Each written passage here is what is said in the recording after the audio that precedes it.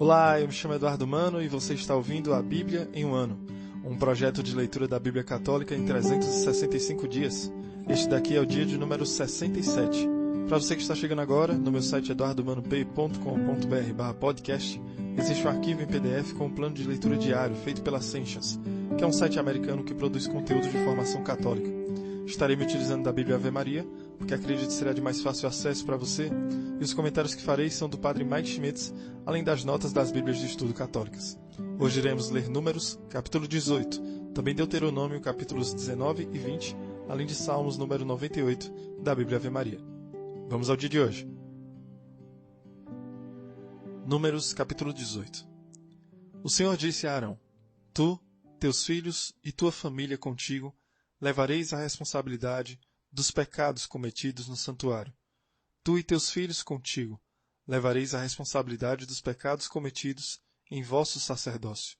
Farás aproximarem-se do santuário contigo os teus irmãos, a tribo de Levi e a tribo de teu pai, para que se juntem a ti e te ajudem quando estiveres com teus filhos diante da tenda do testemunho.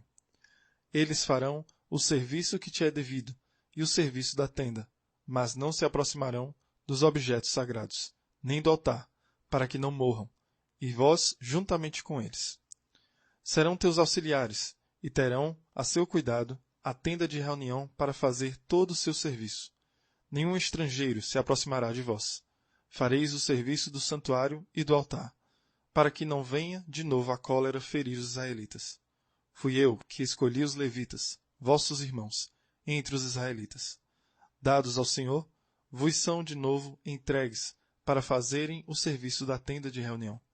Tu, porém, e teus filhos contigo, exercereis o vosso sacerdócio no altar e atrás do véu. Esse é o vosso serviço. O sacerdócio é um dom que eu vos faço.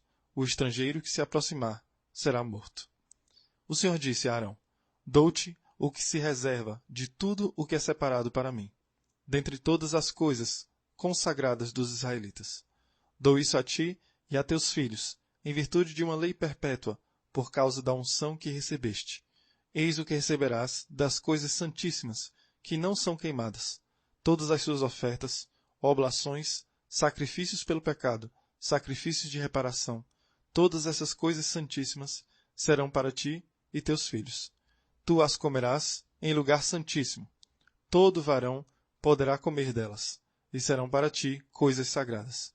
Eis ainda o que será teu, o que é tomado dentre os dons, dentre toda oferta agitada dos israelitas.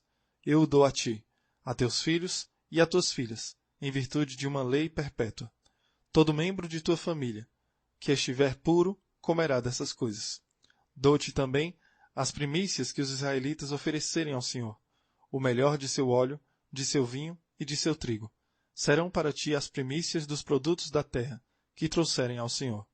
Todo membro de tua família que estiver puro poderá comer delas. Tudo que for votado ao interdito em Israel será teu. Será teu igualmente todo primogênito de toda criatura, homem ou animal, que os israelitas oferecerem ao Senhor. Ordenarás, não obstante, que se resgate o primogênito do homem, assim como os primogênitos dos animais impuros. O seu resgate será feito logo que ele tiver 1 mês, segundo tua estimação, à razão de 5 ciclos de prata, conforme o ciclo do santuário, que vale 20 guerras.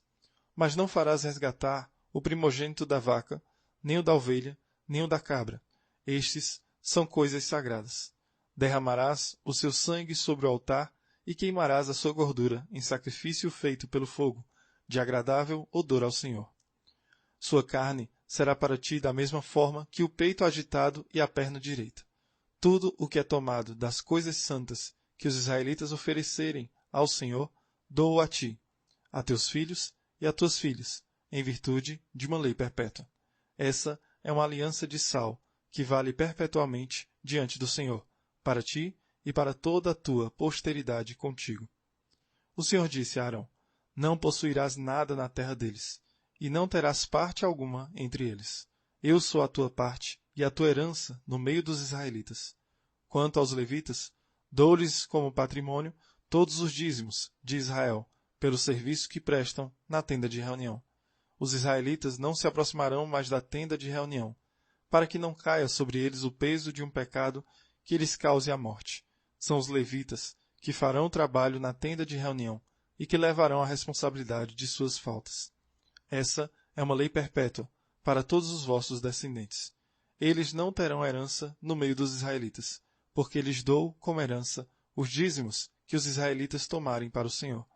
Eis porque declaro que eles não possuirão herança alguma no meio dos israelitas. O Senhor disse a Moisés: dirás aos levitas, quando receberdes dos israelitas o dízimo que vos dei de seus bens por vossa herança, tomareis dele uma oferta para o Senhor, o dízimo do dízimo. Essa reserva será como o trigo tomado da eira e como o vinho tomado do lagar. Desse modo, fareis também vós uma reserva devida ao Senhor de todos os dízimos que receberdes dos israelitas. E essa oferta reservada para o Senhor, vós a entregareis ao sacerdote Arão. De todos os dons que receberdes, separareis uma parte para o Senhor, isto é, tomareis a porção consagrada do que houver de melhor em vossos dízimos. Dize-lhes também, quando tiverdes separado o melhor do dízimo, o resto será para os levitas, como produto da eira ou do lagar. Podereis comê-lo com vossa família, porque é o vosso salário pelo serviço que prestais na tenda de reunião.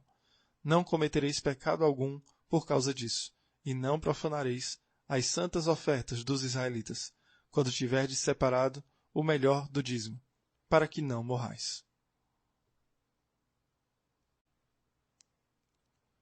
Deuteronômio, capítulo 19 e 20. Quando o Senhor teu Deus tiver exterminado as nações cuja terra te dá, quando as tiveres despojado e te tiveres estabelecido em suas cidades e habitações, reservarás 3 cidades no meio da terra, cuja posse o Senhor teu Deus te dá. Farás estradas que conduzam a elas e dividirás em 3 partes a terra que te dá o Senhor teu Deus, a fim de que todo homicida possa encontrar refúgio nessas cidades. Eis a regra a seguir para o homicida que ali se refugiar, procurando salvar sua vida. Se matou o seu próximo por inadvertência, sem ódio prévio, como, por exemplo, se ele tiver ido à floresta com outro cortar a lenha e, no momento de brandir o machado para abater a árvore, o ferro se tenha deslocado do cabo e ferido mortalmente o seu companheiro, esse homem se refugiará em uma dessas cidades para salvar sua vida.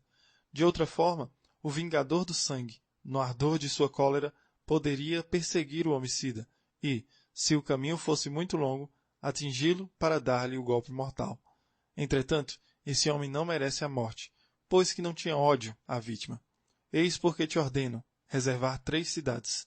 Quando o Senhor, teu Deus, tiver alargado os teus limites, como jurou aos teus pais, e tiver dado toda a terra que lhes prometeu, contanto que ponhas fielmente em prática todos os mandamentos que hoje te prescrevo, amando o Senhor, teu Deus, e andando todo o tempo em seus caminhos, juntarás a essas 3 cidades outras 3.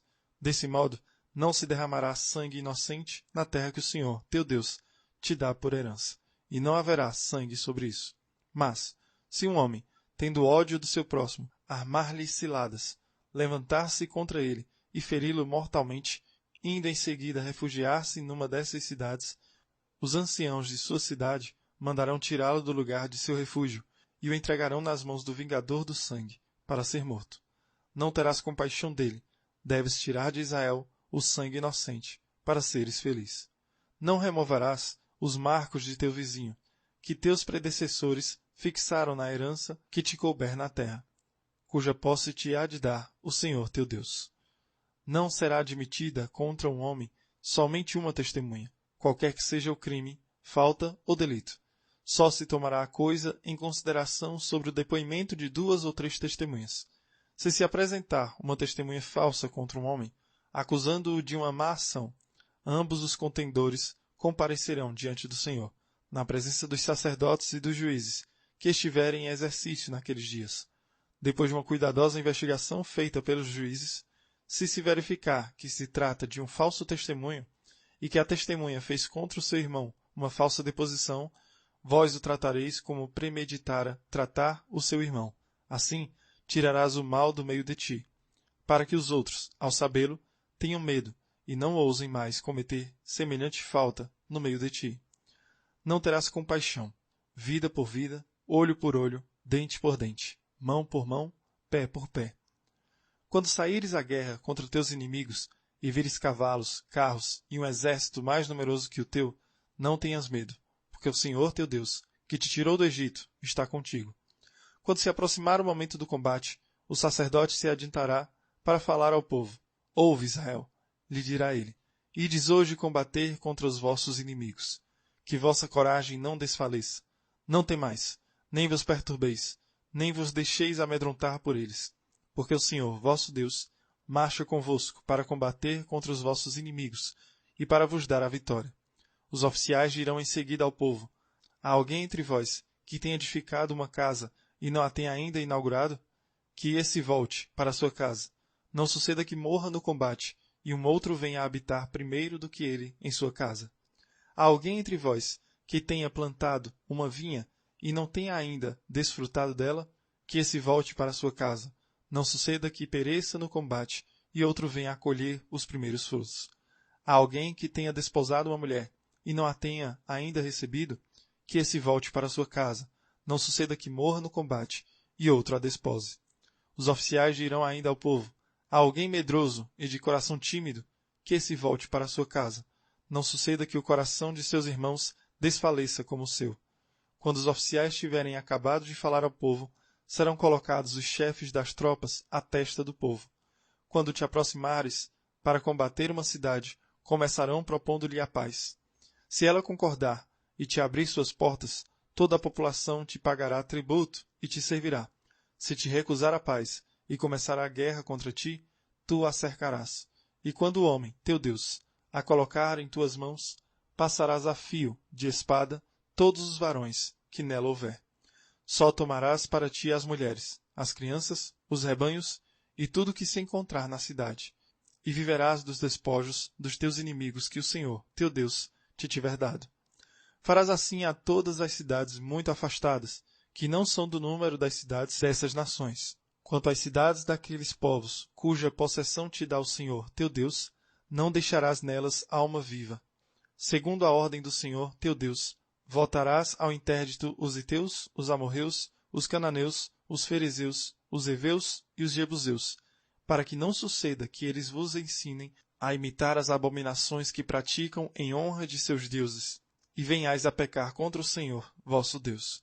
Quando sitiares uma cidade durante longo tempo e tiveres de lutar para apoderar-te dela, não cortarás as árvores a golpe de machado, comerás os seus frutos, mas não derrubarás as árvores. A árvore do campo seria porventura um homem, para que a ataques? Somente aquelas árvores que souberes não serem frutíferas, poderás destruí-las, e abatê-las para os trabalhos do cerco contra a cidade inimiga, até que ela sucumba. Salmo 98, da Bíblia Ave Maria. O Senhor reina, tremem os povos. Seu trono está sobre os querubins, vacila a terra. Grande é o Senhor em Sião, elevado acima de todos os povos. Seja celebrado o vosso grande e temível nome, porque ele é santo. Reina o Rei poderoso que ama a justiça. Sois vós que estabeleceis o que é reto. Sois vós que exerceis em Jacó o direito e a justiça. Exaltai ao Senhor nosso Deus, e prostrai-vos ante o escabelo de seus pés, porque ele é santo. Entre seus sacerdotes estavam Moisés e Arão, e Samuel, um dos que invocaram o seu nome. Clamavam ao Senhor que os atendia. Falava-lhes na coluna de nuvem, eles guardavam os seus preceitos e a lei que lhes havia dado. Senhor, nosso Deus, vós os ouvistes, fostes para eles um Deus propício, ainda quando puníeis as suas injustiças. Exaltai o Senhor, nosso Deus, e prostrai-vos ante sua montanha santa, porque santo é o Senhor, nosso Deus. Muito bem, em Números hoje, ouvimos as funções dos sacerdotes e dos levitas. Uma das coisas que nós ouvimos antes foi que todas as tribos de Israel receberiam terras e serviços, enquanto que a tribo de Levi não teria herança alguma, porque o trabalho deles seria ficar servindo ao Senhor. Mas, ao mesmo tempo, terão tudo, por estarem na presença de Deus, e eles também receberiam dízimo, onde alguns dos sacrifícios oferecidos teriam também o dízimo que seria direcionado para os levitas. Então, o apoio aos sacerdotes, aos levitas, viria através do povo de Israel. E esse gesto mútuo de cooperação é realmente admirável para nós, porque eles confiam no fato de que todos os outros da tribo de Israel iriam ser fiéis ao adorar o Senhor, portanto, supririam suas necessidades. Ao mesmo tempo, os levitas também precisavam dar uma parte daquilo que eles recebiam, o que é muito admirável porque é a justiça e a fidelidade sendo consistente. Isso nos leva ao Deuteronômio, que fala de justiça. Na verdade, isso existe nas cidades de refúgio, mencionado no capítulo 19, que Deus diz que, se eles pegarem todas as propriedades da terra prometida, ele daria ao povo de Israel 6 dessas cidades de refúgio. E para que seriam essas cidades? Vamos entender bem. Pela justiça de Deus, quando há um assassinato, a pessoa que cometeu o crime teria pena de morte. Mas quando ocorresse um homicídio de forma acidental, haveriam esses lugares de refúgio para que as pessoas pudessem ir até lá, caso haja somente um acusador. Mas, se houver mais de um acusador, essa pessoa será entregue aos anciãos e eles o entregarão ao julgamento. E esse é o ponto importante, porque essa justiça só seria exigida quando houvesse expressamente provado que foi um assassinato e não um homicídio culposo. E o capítulo 20 de Deuteronômio fala sobre a guerra, sempre dando ao povo atacado a opção de se render, a menos que fosse o povo de onde eles vão entrar na terra de Canaã. Para eles não terá essa opção. E isso pode ser bem difícil para nós, porque este é um caso incomum, porque até nos parece violento e injusto. Mas isto é o que nós podemos chamar de guerras de julgamento. Não são simples batalhas, mas nesse contexto são guerras de julgamento. Pois temos o povo de Canaã vivendo vidas violentas, destrutivas e perversas. De fato, várias vezes já ouvimos o Senhor expressando que no lugar em que eles estavam prestes a entrar, a terra de Canaã, era uma terra com práticas até de sacrificar seus próprios filhos e filhas ao deus de Moloque. E o julgamento de Deus chega em algum momento. Essa é uma realidade para todos nós. Pode ser difícil essa leitura porque não queremos ser lembrados disso, mas entendamos isso no contexto de que Deus tem um julgamento para cada um de nós. O povo de Canaã estava sob o julgamento de Deus e ele utilizou-se do povo de Israel para executar o seu plano de julgamento. Lembremos que não cabe a nós tomar as leis do julgamento hoje, porque era um chamado para o povo de Israel. E Deus sabia que se aquele povo vivesse próximo ao seu povo escolhido, eles se corromperiam. Então, que hoje possamos pedir a Deus pela sua misericórdia sobre nós, porque nós sabemos o que mereceríamos receber se Ele viesse com sua justiça neste exato momento sobre cada um de nós. Que Ele nos conceda a graça da sua misericórdia e nos dê a oportunidade de bem confessarmos os nossos pecados e retornarmos ao caminho do amor a Ele. Que Deus abençoe você e reze por mim. Até amanhã.